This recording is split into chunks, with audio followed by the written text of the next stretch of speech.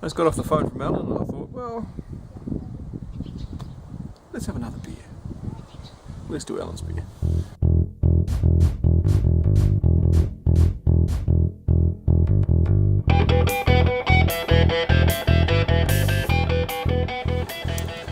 It's time for a beer review.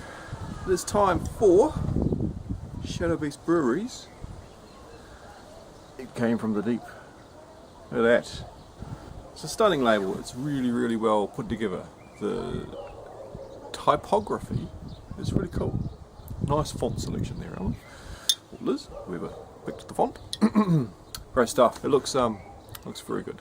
So this is from Chubby Alan from Shadowbeast Brewing up in Auckland.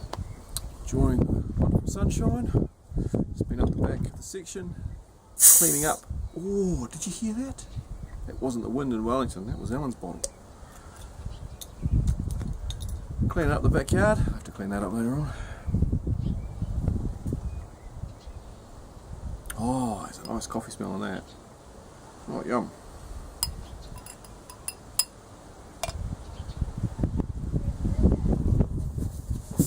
We're back. Couple of technical difficulties with the camera. So, back to Alan's. Let's get the last of that down there.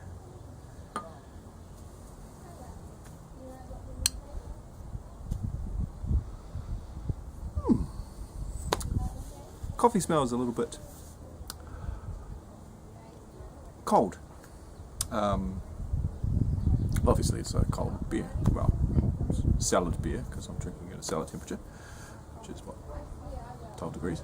But it's got that smell of cold coffee out of the coffee cup. When you smell your coffee cup, you see whether it's warm. No, it's cold. Yeah, it's got that smell, that aroma on it. So it hasn't got that really strong coffee fragrance. It's got that subtle coffee fragrance. I haven't even drunk it yet and I'm getting brain farts off it. It's got that subtle coffee fragrance in there. Head is really well formed. It's tight, it's holding together. The bubbles are pretty even. After the pour, those bubbles have evened out really nicely. They're nice and fat at the bottom. You can see that. And as the pressure pushes them, they get nice and tight and small as it gets up at the top. So it's a really nice creamy head that's on there. Like a latte, really. Oh.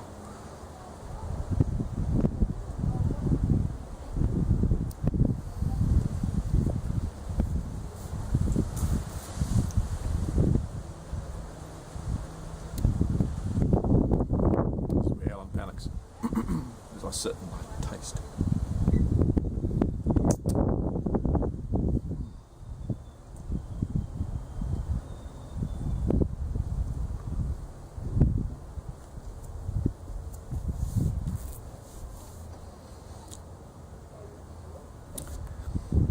First impression, there is a little tiny bit of astringency in there, but that is perfectly fine because it's a coffee stout, and coffee does have a little bit of an astringent taste to it, a little bit of a bittering taste. So a different kind of bittering from hop bittering, which is perfectly fine. But the body is just a little bit light. Just beef up the body just a little bit more.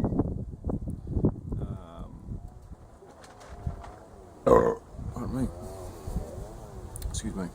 Yeah, beef up the body just a little bit more. It would help carry those flavours over, because those flavours they'd feel like they're getting stuck to your mouth. So it would give them time to mingle with your taste buds. Doesn't that sound sexy? Mingling with your taste buds.